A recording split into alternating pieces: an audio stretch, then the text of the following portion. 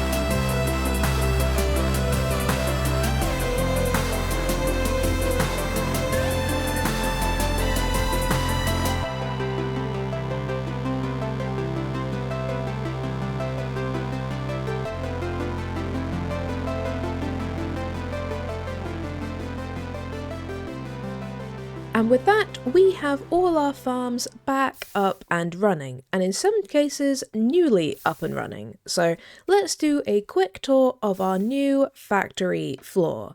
And first, we have our new and improved bamboo farm. As I mentioned last episode, I think, we do have a bamboo farm by our base, but I wanted to make another farm which was bigger and would also automatically make wood for things like chests, rather than give us raw bamboo in case we need that for things like scaffolding. And this farm is just so much bigger than our other one, and it works like a dream. It took me a little while to fit the autocrafting into this design, but I got there in the end, and like I said, this is now just working, so we can passively make wood while we AFK over here, which is brilliant. Our next biggest farm is definitely the moss farm, which you may notice is basically the same farm we previously had, although it has now had a cosmetic makeover and it also has a much better storage system. Previously, we just had everything that wasn't turned into bone meal for the farm go into the chests, and it was a full mix of everything from seeds to azalea bushes, which isn't ideal as I'd much rather keep moss than moss carpet. So when remaking the farm, I decided to add a nice little storage system with a sorter so we can keep 3 double chests of all the loot we care about, and anything else will go into the composter and turn into extra bone meal, which is always handy. Then over here we have our rebuilt cactus farm, which once again is pretty much the same as we previously had on the island, it's just had a nice makeover. I was briefly considering making a farm that would also work for cactus flowers in preparation for the next update, but in the end that was looking like it would take up a lot more space, so I think I'm going to leave this farm for the cactus and make a cactus flower farm somewhere else once the update comes in. Possibly in our farming area near our base if possible, because then it would be loaded more often, which would be very helpful. And next to our cactus farm is a brand new farm, which I'm sure you can easily identify as a stone generator. I think I mentioned last episode that I wanted to make one of these just so I can easily get stone and cobble without having to tear up terrain around my house, and this is a very simple design, nothing fancy, but I do think it should do the trick, because if we mine it, the stone pretty much always regenerates before we mine all the stone out, so we're not being super inefficient or anything, which is always good. And yes, I could put a haste beacon somewhere to mine it faster, but then I'd have a big beacon beam around here, and I just don't think that's quite going to fit the vibe, and I'm not in any hurry. And then finally, we have this back wall with 3 small but effective farms. And the first is our snow farm, which is a bit more effective than the one we previously had on the island, as here we get 3 snow layers, which we can mine out, which is brilliant. The golem, though, has been a little bit of a problem, but hopefully this one is going to stick around. The first golem turned out to be a bit of an escape artist, and then the second one had an unfortunate encounter with a thunderstorm, hence the temporary shelter above this guy. And this guy, well, he's just a nice guy. I'm sorry, I'm really sorry, but I had to. You can see how I had to, right? Then, next along our wall is our very simple concrete machine, nothing fancy or automatic, but this has worked just fine for me for the last few years, so I think it will continue to do the trick. And then finally, we have our little lava farm. Having an easy way of getting lava is always nice for fuel and such, but I have to be honest, I mostly made this because it feels like it fits with the volcanic theme of the island, and it's slotted into this space perfectly. And that is all of our farms. I think they all fit in quite nicely into this space, and it definitely doesn't feel too cramped, which was of course the aim. So now I think I need to give ourselves an actual roof to try and keep this poor snowman alive. So let's get to work and build the shell of this factory.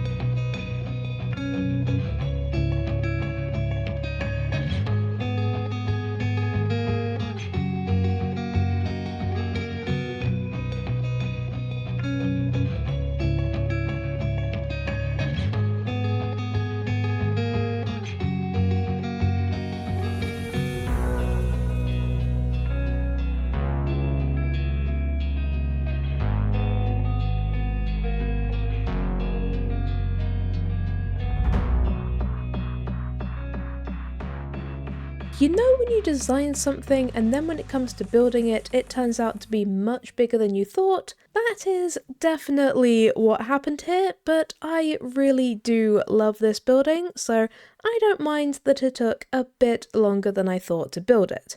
And obviously right now it is pretty much just the shell of the factory.